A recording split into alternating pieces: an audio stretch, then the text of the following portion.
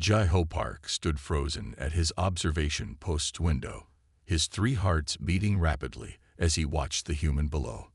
The creature was lifting a white cup to its mouth, about to consume what his sensors confirmed was nearly pure dihydrogen monoxide. His hand shook as he recorded the event in his log. This is Senior Observer Jai-Ho Park, Day 1 of Earth observation. I am witnessing something that defies all biological understanding. He spoke into his recorder. The humans are willingly consuming large quantities of the universal solvent. They appear to be enjoying it. The observation post, hidden by advanced cloaking technology, was positioned above a busy street in a city called New York. Jai-Ho had chosen this location after his initial scans showed high concentrations of human activity. What he hadn't expected was to witness mass consumption of the galaxy's most feared substance before his mission had properly begun. A soft alarm chimed behind him. Senior Observer, his computer announced, "Your vital signs are showing extreme stress. Should I call for medical support?" "No," Jai-Ho replied, taking deep breaths to calm himself. "But please record that humans appear to have specialized buildings dedicated to serving heated dihydrogen monoxide mixed with plant matter. They call these establishments coffee shops." He watched as more humans entered and left the shop below, each carrying containers of the deadly liquid. Some were even giving it to their young offspring. Jai-Ho felt sick to his stomach. The door to his observation room slid open with a quiet hiss. Hae-Yun Kim, his assistant observer, rushed in with a datapad. "Senior Observer, you need to see this," she said, her gray skin pale with shock. "Our atmospheric analysis is complete. The humans don't just drink the substance, they're surrounded by it. It falls from their sky. They have enormous collections of it they call oceans. Their entire planet is contaminated." Jai-Ho took the pad with trembling hands. The numbers couldn't be right.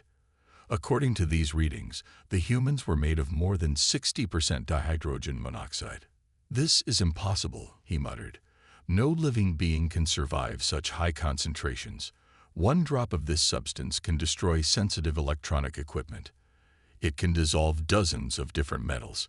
In its solid form, it can crack spacecraft hulls. In its gaseous form, it can cause severe burns. Should we call for an emergency evacuation of the planet?" Hae-Yun asked, her professional training barely hiding her fear. Jai-Ho shook his head. "No, our mission is to observe and report. The Galactic Council needs this information before they proceed with official first contact." He turned back to the window, watching a small human child skip past while drinking from a clear container of water. "We need to understand how they've achieved this impossible feat." Dr. Sun-Woo Lee, the team's medical officer, joined them at the window. He had been analyzing human biological data since their arrival. "You won't believe what I found," he said, projecting a hologram of human cellular structure. "They've not just adapted to survive dihydrogen monoxide exposure. They've evolved to require it. Without regular intake of this substance, they die within days." The three observers stood in stunned silence, watching the steady stream of humans below, each casually carrying what would be considered a lethal weapon on any other civilized world. "Send an immediate priority message to the Council," Jai-Ho ordered, his professional calm returning as he focused on his duty. "Mark it as urgent biological and security data. They need to know what we're dealing with here." He paused, watching a human take another sip from their cup, and add a warning. "When we make first contact, under no circumstances should anyone accept a drink from a human." As Hae-Yun left to send the message, Jai-Ho made another log entry. "Day 1 continues. It appears we have discovered either the most fearless or the most terrifying species in the known galaxy. Perhaps both. The Council's reaction to this report should be interesting." The observation team gathered in their main control room as Earth's sun rose over New York City. They had been studying humans for a week now, and each morning brought new surprises about the creature's relationship with dihydrogen monoxide. "The morning ritual is beginning," Heyun announced, adjusting the observation screens to show various locations around the city. The scenes displayed humans in their homes, preparing for their day with what the teen now understood was called breakfast. Jai-ho watched with particular interest as a human family went through their morning routine.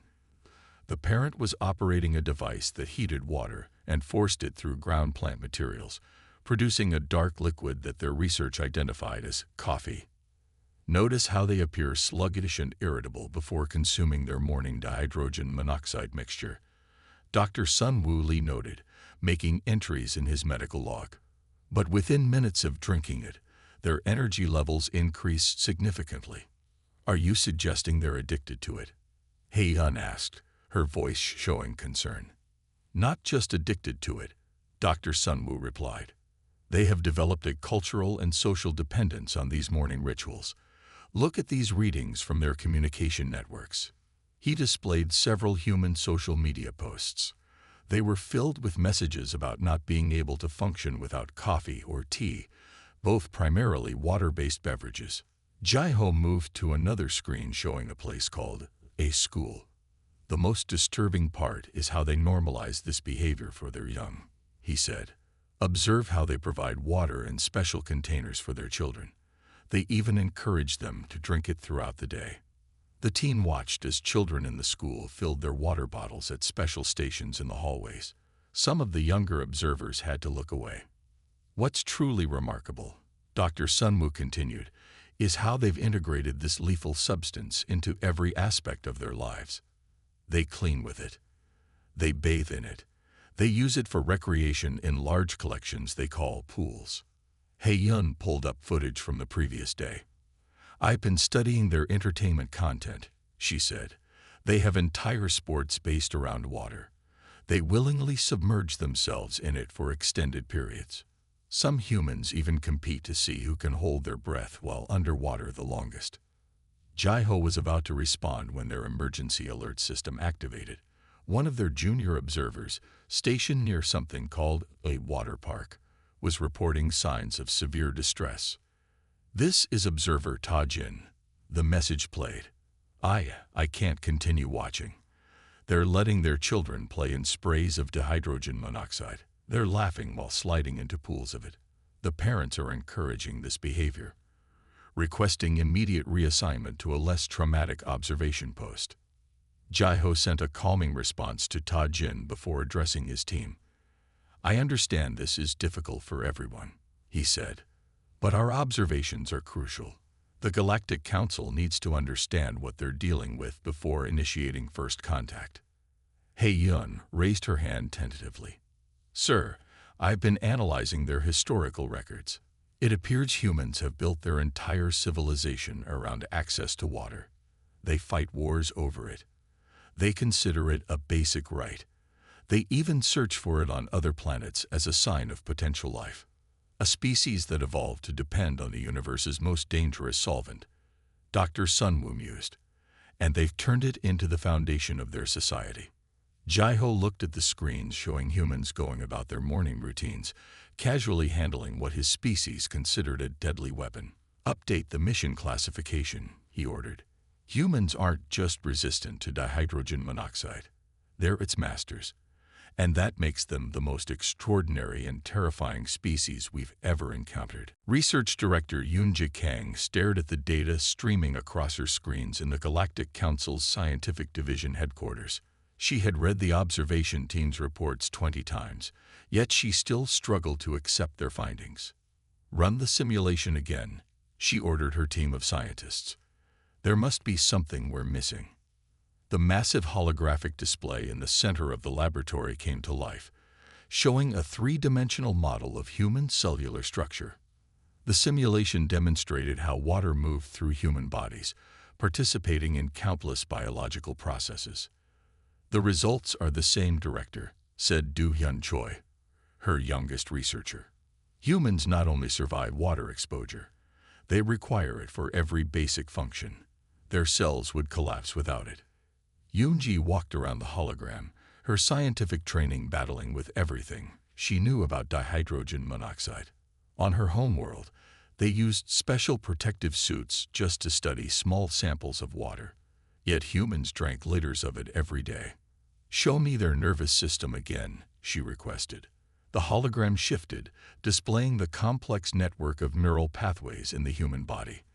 How do their electrical signals not short-circuit with so much water present? The laboratory door slid open, and senior observer Jaiho Park entered with his latest report. His time studying humans had left dark circles under his eyes. "Director Kang," he said, bowing slightly, "I have more observations that might help your research. We've discovered humans have something called recommended daily water intake. They actively track how much water they consume to ensure they drink enough." Yoonji felt her 3 hearts skip a beat. "They worry about not drinking enough of it?" she asked, her voice rising in disbelief. "Indeed," Jaiho confirmed.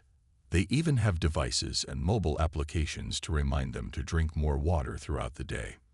Do-hyun, who had been quiet until now, suddenly straightened up. "Director, what if we've been looking at this wrong?" he asked. "Instead of trying to understand how humans survive water, what if we asked why every other species in the galaxy evolved to fear it?"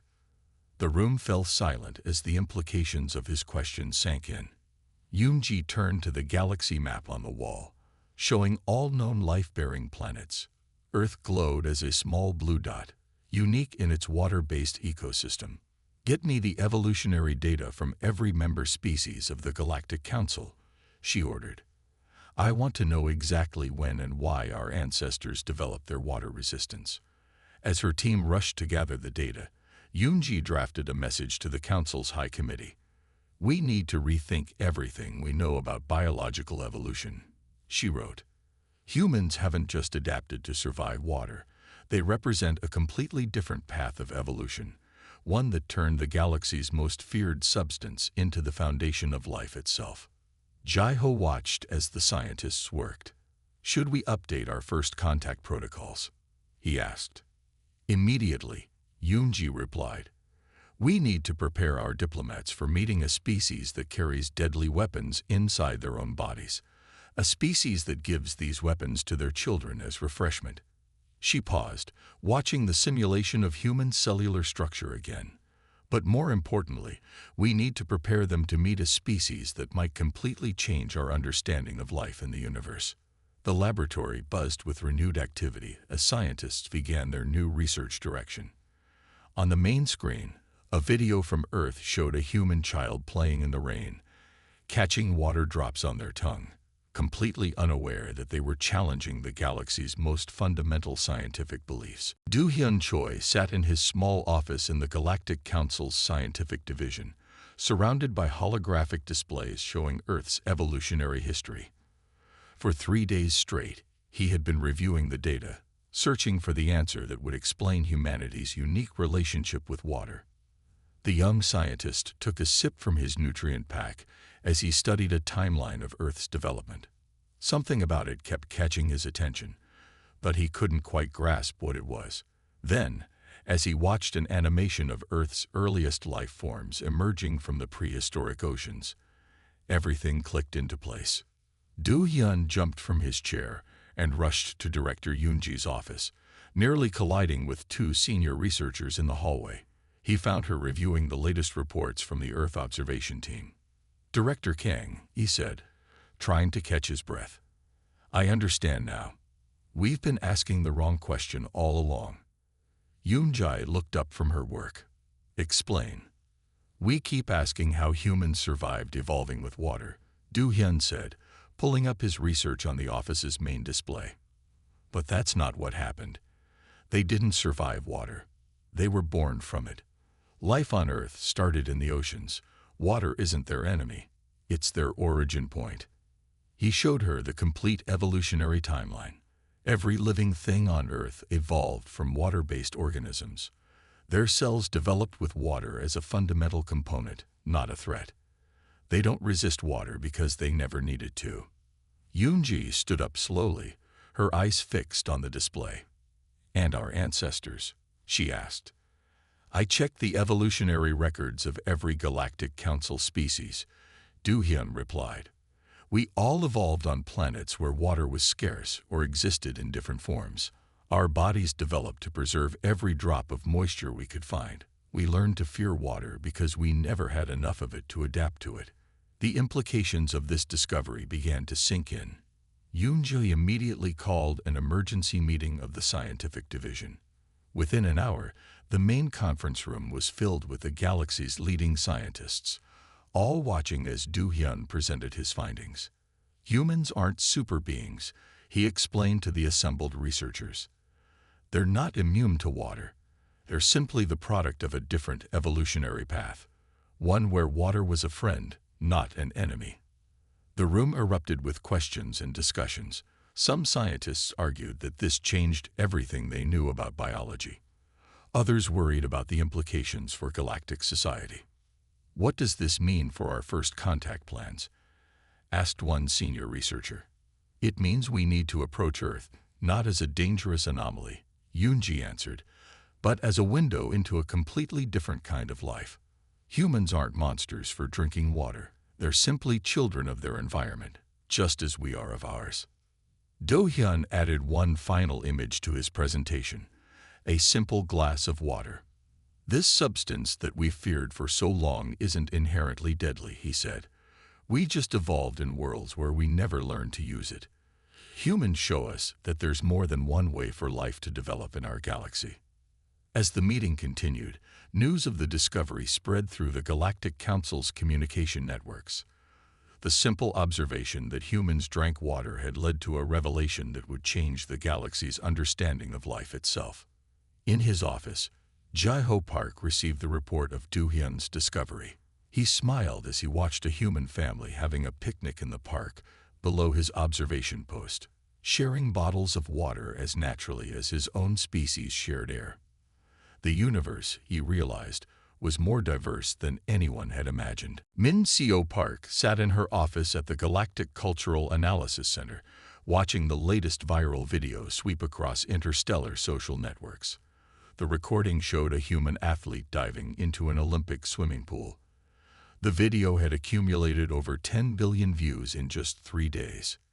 Another water-related human video has broken all viewing records, she noted in her cultural impact report.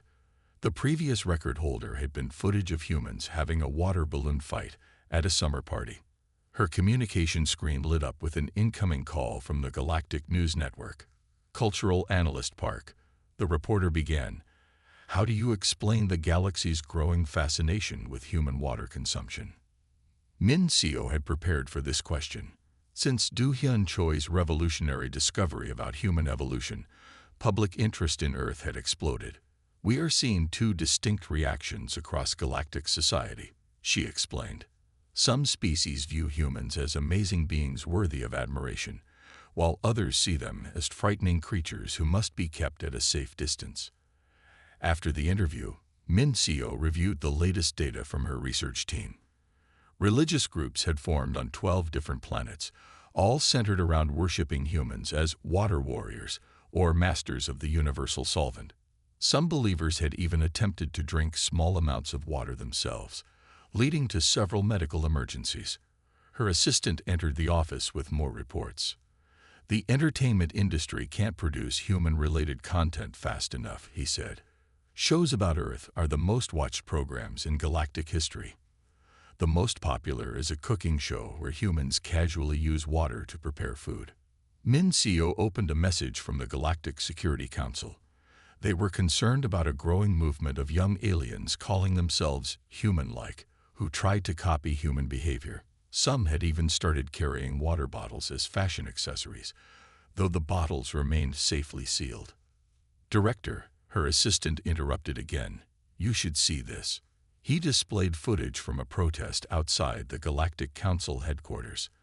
A large group demanded that Earth be classified as a restricted planet, arguing that any species comfortable with water must be too dangerous to join galactic society. Min-seo began drafting her weekly summary for the council. The human relationship with water has become the defining cultural topic of our time, she wrote. It has sparked religious movements, fashion trends, entertainment empires, and political debates. Some see humans as gods, others as monsters.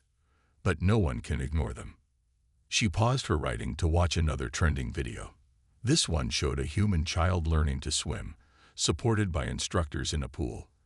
The comments section was filled with a mixture of horror and amazement from alien viewers.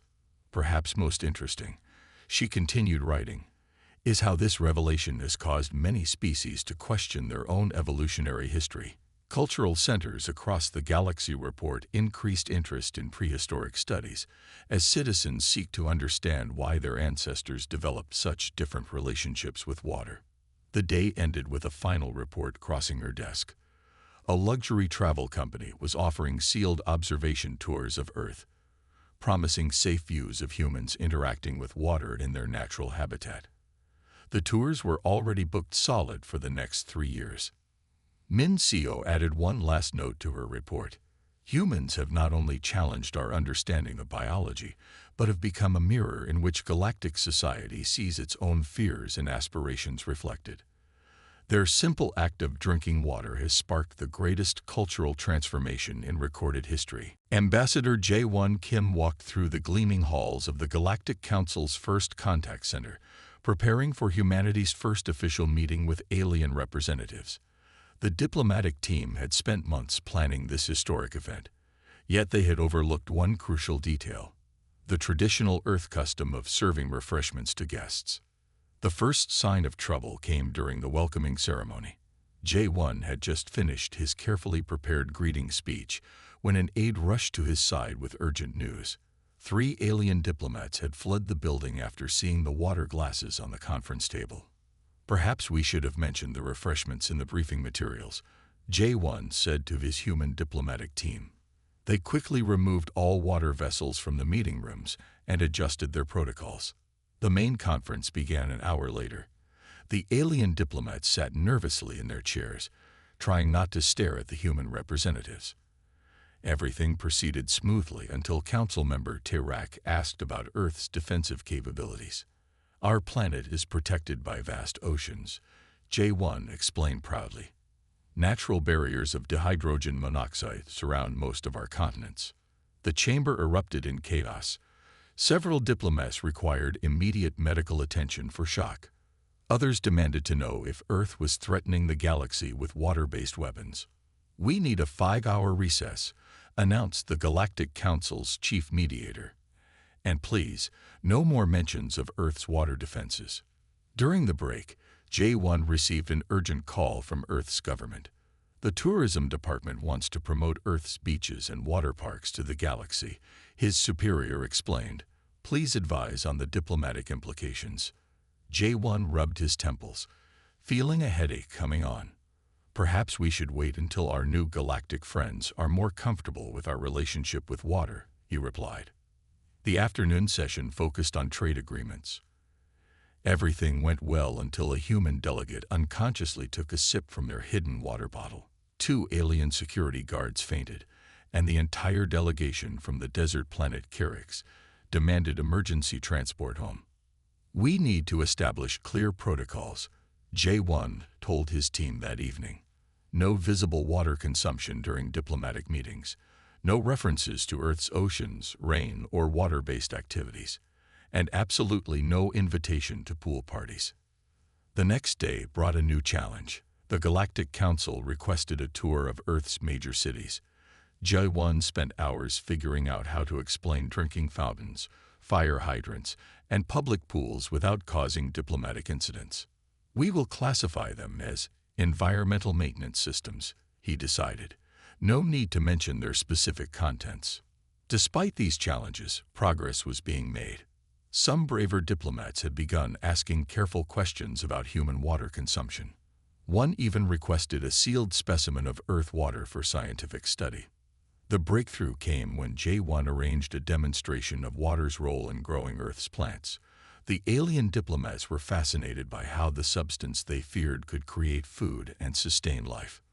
Perhaps, said one senior diplomat, we have something to learn from Earth's unique evolution. By the end of the week, Jae-won had established new diplomatic protocols that became standard for Earth-galaxy relations. Water would be kept out of sight during meetings, but educational programs would help alien species gradually understand its importance to Earth life. As he prepared his final report, J1 smiled at the thought of future diplomatic challenges. Explaining rain to species that had never experienced it would be interesting. But that was a problem for another day. Ta-Hyun Song studied the market research data displayed on his office screens at Earth's first interstellar trading company.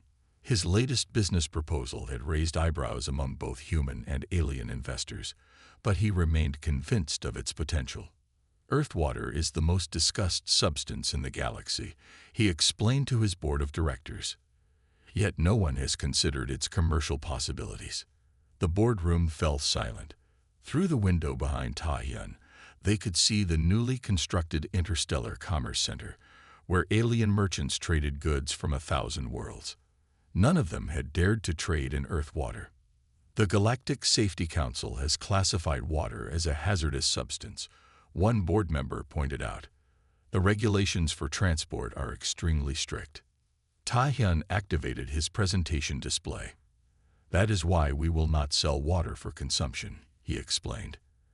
Instead, we will market Earth Water Experience Kits, completely sealed, triple-contained display specimens for scientific and educational purposes. His team had developed special containers that would allow aliens to safely observe water in its various states, liquid, solid, and gas. Each container included detailed information about water's role in Earth's evolution and development. Within months, Ta-Hyun's company launched its first product line. The basic kit included a small sealed vial of pure Earth water, while premium versions contained samples of ocean water, rainwater, and even a sealed snow globe. The response exceeded all expectations. Wealthy aliens across the galaxy competed to acquire these exotic specimens. Museums requested larger displays. Universities ordered entire collections for their xenobiology departments. We have created a new luxury market, Ta-Hyun announced at the company's first shareholder meeting. Earth water has become a status symbol among galactic elite. However, success brought unexpected challenges. Black market traders began smuggling unregulated water samples to alien worlds. Reports emerged of underground water tasting clubs, where thrill-seeking aliens experimented with tiny drops of Earth water. The Galactic Health Organization issued stern warnings about the dangers of unauthorized water exposure. 3 cases of aliens attempting to swim like humans required emergency medical intervention.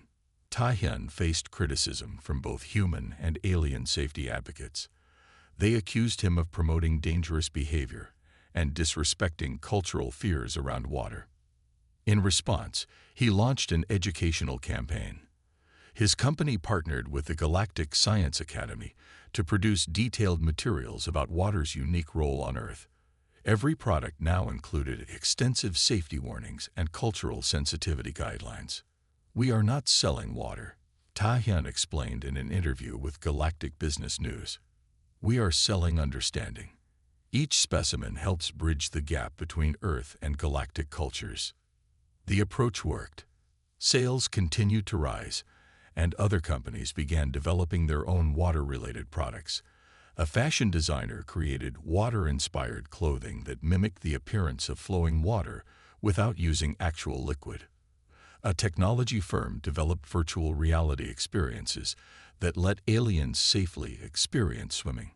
As Ta-Hyun prepared for another board meeting, he received news that the Galactic Council had approved his company's latest project, a series of specially designed observatories where aliens could safely watch Earth's oceans from behind protective shields.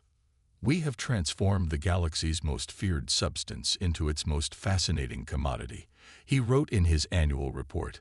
But more importantly, we have helped create understanding between different forms of life in our universe. Jae-ho Park stood at the podium in the Galactic Council's Grand Chamber, now serving in his new role as Human Relations Director. 1 year had passed since the first observation of humans drinking water, and the galaxy had changed in ways no one could have predicted.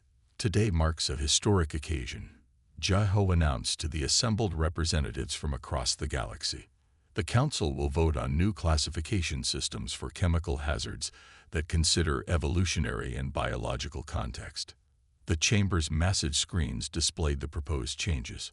Under the new system, substances would no longer be labeled as universally dangerous or safe. Instead, their classification would depend on the evolutionary history of different species. We have learned that what is lethal to one form of life may be essential to another, Jaho continued. Earth has taught us that our understanding of biology was too narrow. In the audience, Du Hyun Choi sat with his research team.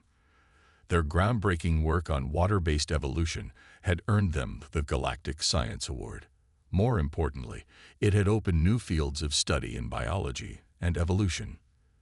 The voting began. One by one, representatives from thousands of worlds registered their decision. Some species that had originally called for Earth's quarantine were now among the strongest supporters of the new system. As the final votes were counted, Jaho remembered his first day as an observer on Earth. He had been terrified watching humans drink water. Now, he understood that his fear had come from ignorance. "The measure passes," announced the council president. "The new biological context classification system is now the standard for all member worlds."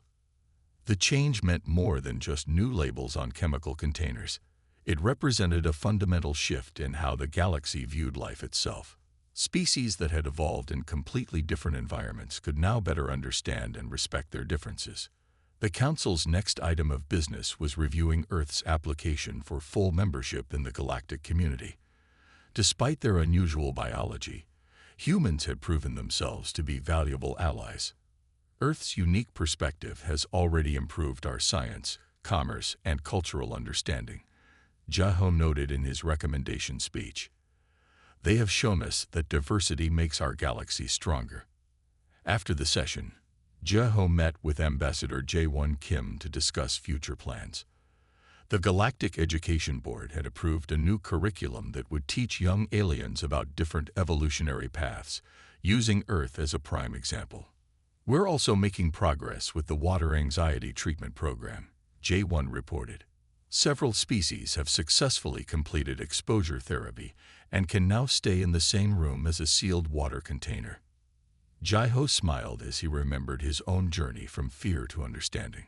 "Perhaps one day, some of our species might even evolve to handle small amounts of water," he said. "Though I suspect none of us will ever match humans' morning coffee ritual." As they walked through the council building, they passed the newly installed Earth exhibit. Behind protective barriers, a simple glass of water stood as a symbol of how far the galaxy had come. Below it, a plaque read, "In honor of the species that taught us to question our assumptions and embrace the diversity of life itself." Jae-ho's final report to the council that day concluded with a simple observation. Humans did not just master the most feared substance in the universe. They showed us that courage sometimes means questioning our most basic beliefs about what is possible.